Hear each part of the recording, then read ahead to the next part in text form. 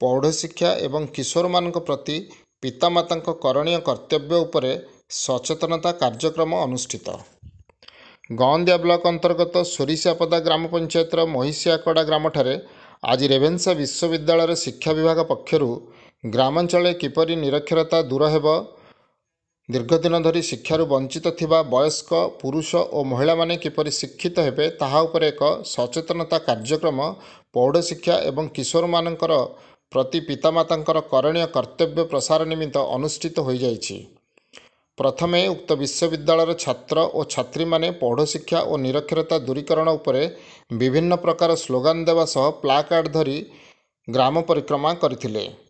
एहापरे पंचायतर सरपंच प्रदीप कुमार राउतर अध्यक्षतार एक सभा अनुष्ठित होइथिला। उक्त सभारे विश्वविद्यालय शिक्षा विभाग अध्यापिका तनुश्री महांती, अध्यापक दीप्ति रंजन राउत, उक्त ब्लॉक 4 नंबर जोन जिला परिषद सभ्य विभूति भोई और समिति सभ्या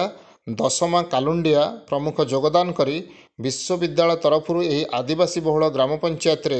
पौढ़ शिक्षा उपरे एपरी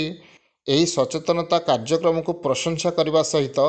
यह फल ग्रामांचल तथा निपट मफसल पुरपल्ली रे दीर्घदिन धरी पाठ न पढ़ी रही जाइथिबा पुरुष और महिला माने अनेक समय सरकार विभिन्न हिताधिकारी योजना गुड़िक उपरे धारणा नथिबारु अनेक समय ठकामीर शिकार हुंती, किंतु दीर्घदिन यही समस्या किपरि सेमानकु उद्धार करा जाई जातीय स्रोतरे सामिल करने तत्सहित किशोर और किशोरी मानक प्रति पितामातांकर करणीय कर्तव्य उपरे छात्र छात्री और छात्री मानक पक्षरु 2 गोटी नाटक सेमाने शेषरे पढ़िले और अभिभावकर किशोर और किशोरी प्रति सठिक व्यवहार उपरे परिवेषण करा जायथिला। पढ़िबार बयस न थाए आमे जेबेठू खाता कलम धरिबा आरंभ करिबा शिखिबा आरंभ करिबा सेतबेले ही पढ़िबा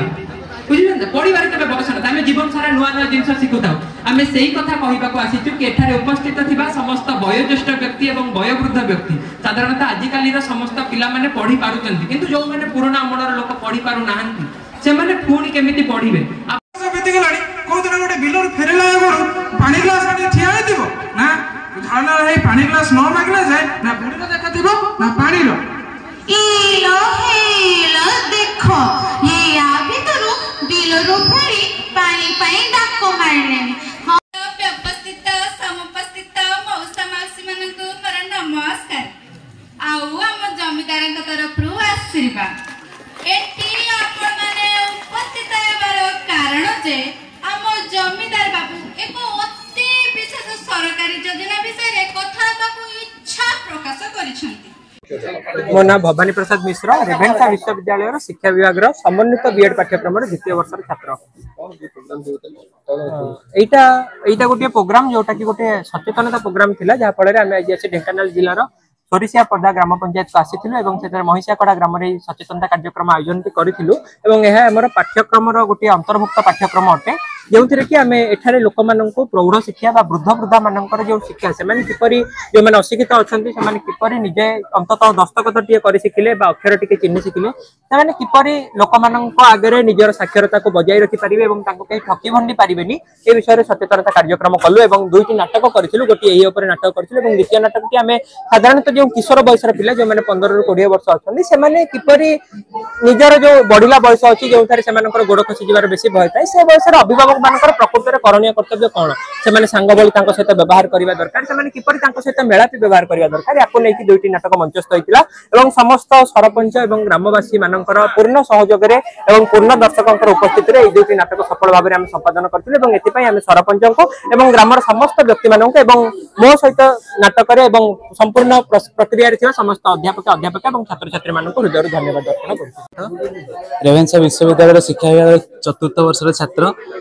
2022 मसीहा नवेम्बर 29 तारिख से थर मो बैच रे पिलानको नेकी आस्थिले प्रोग्राम करबा आपण मन तो आस्थिले से बहुत बढ़िया होता। तापर एमाने होचंदी मोर सान भाई भौणी माने द्वितीय वर्ष छात्र तांकर भी से करिकुलर पेपर से प्रैक्टिकल अच्छी आ सेटा करबा पे हम एठी आस्थिलु। बाकी आशा करूँ बहुत लोक मैंने बहुत किसी शिखिकी जाइए निजर वास्तविक जीवन में प्रयोग करेंगे ताहा ही आमर लक्ष्य।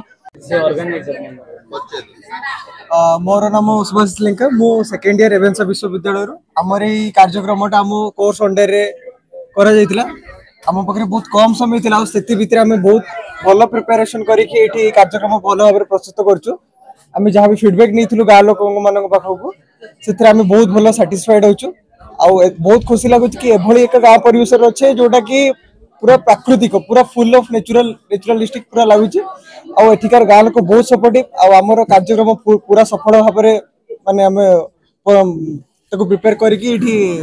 कार्यकृत करूँ सहित मुझे समस्त को बहुत बहुत धन्यवाद देवी एठिकार गाँ लोक मान तथापि आम तत्सहित आम छुआ मान आमर जो सार आ मैडम मैंने आसी आम मान को साहाय्य करने समस्त को मोर बहुत बहुत धन्यवाद। प्रदीप कुमार राउत सरपंच सोरसियापदा ग्राम पंचायत।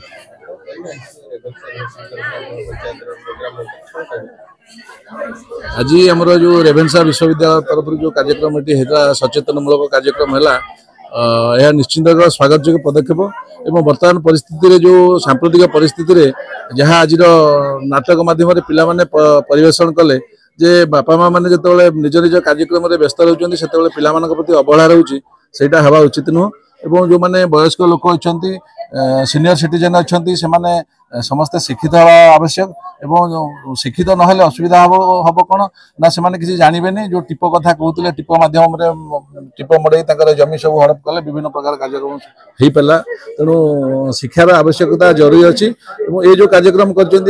रेभेन्सा विश्वविद्यालय तरफ निश्चित भाव में गोटे स्वागत योग्य पदक्षेप और आशा कर आगामी दिन युवपीढ़ी मान को प्रोत्साहित कर। शेष विश्वविद्यालय छात्र प्रीतिभूषण धन्यवाद अर्पण करथिले। ढेंकानालरू सौम्यरंजन महांती रिपोर्ट नागराज न्यूज।